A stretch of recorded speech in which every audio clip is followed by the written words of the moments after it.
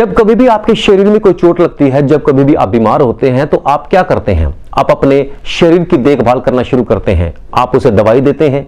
यदि आपके पांव में कांटा चुभ जाता है तो आप उसे निकालने का पूरा प्रयास करते हैं और तब तक चैन से नहीं बैठते हैं जब तक आप उस कांटे को निकाल ना लें। दोस्तों, आज मैं बात करने के लिए जा रहा हूं एक ऐसे रिश्ते के बारे में जो रिश्ता सब रिश्तों से बेशुमार कीमती है। वो रिश्ता है पति पत्नी का। दोस्तों, बाइबल क्या कहती है? जब हम इफिसी की पत्री उसका 5 अध्याय जब हम 22 वचन पढ़ते हैं तो उसमें लिखा है, हे पत्नियों, अपने अपने पति के ऐसे अधीन रहो जैसे प्रभु के। पत्नियों को अपने पति के ऐसे अधीन रहना है जैसे प्रभु के। और ये बाइबल कहती है। यदि आप बाइबल पर विश्वास करते हैं, यदि आप एक विश्वासी हैं, यदि आप एक पासवान हैं, यदि आप सेवकाई में हैं, आप परमेश्वर पर विश्वास करके चल रहे हैं, तो आपको इन वचनों पर बहुत ही ज्यादा गौर फरमाने की जरूरत है, बहुत ही ज्यादा ध्यान देने की जरूरत है। 99% मैं आपको दावे के साथ कह सकता हूं, वे कलीसियाएं कामयाब हैं जिनकी कलीसियाओं में परिवार में पति पत्नी का रिश्ता मजबूत है, प्रेम से भरा हुआ है, एक दूसरे के साथ मदद से भरा हुआ है। और बाइबल कहती है कि पत्नियां अपने पति के ऐसे अधीन रहें जैसे प्रभु के। तो प्यारी पत्नियों, अपने अपने पति के अधीन रहें, उनका सम्मान करें, उनका आदर करें।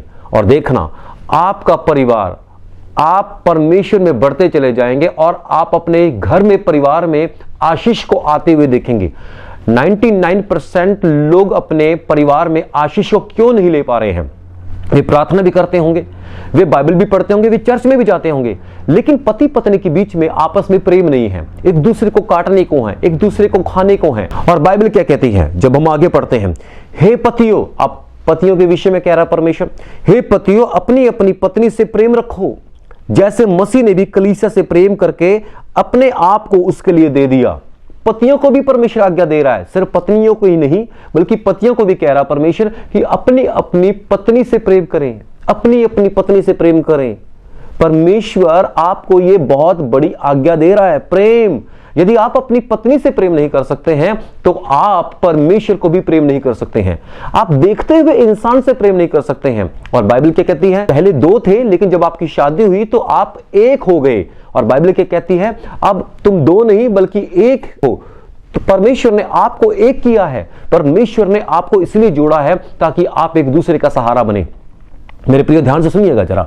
जब आप बुजुर्ग हो जाएंगे, जब आपके बच्चे जवान हो जाएंगे, आपके बच्चों की शादियां हो जाएंगी, बहुतों की तो हो भी गई होंगी, जब आप बूढ़े हो जाएंगे, यकीन मानिएगा, जो साथ आप दे सकते हैं एक दूसरे का बुजुर्ग होने पर भी, वो कोई नहीं देगा। कोई भी नहीं देगा आपका साथ, सिवाय आप एक दूसरे के साथ खड़े हो सकते हैं। सब अपने अपने जिंदगियों में व्यस्त हो जाएंगे, सब अपने अपने जिंदगियों में अपने अपने कामों में व्यस्त हो जाएंगे, लेकिन आप जब बुजुर्ग हो जाएंगे एक दूसरे का सहारा बनेंगे। इसलिए मेरे प्रियो, परमेश्वर की आज्ञा को, परमेश्वर के वचनों पर गौर करें। और फिर आगे क्या लिखा है? हे पतियों, अपनी अपनी पत्नी से प्रेम रखो जैसा मसीह ने भी कलीसिया से प्रेम करके अपने आप को उसके लिए दे दिया।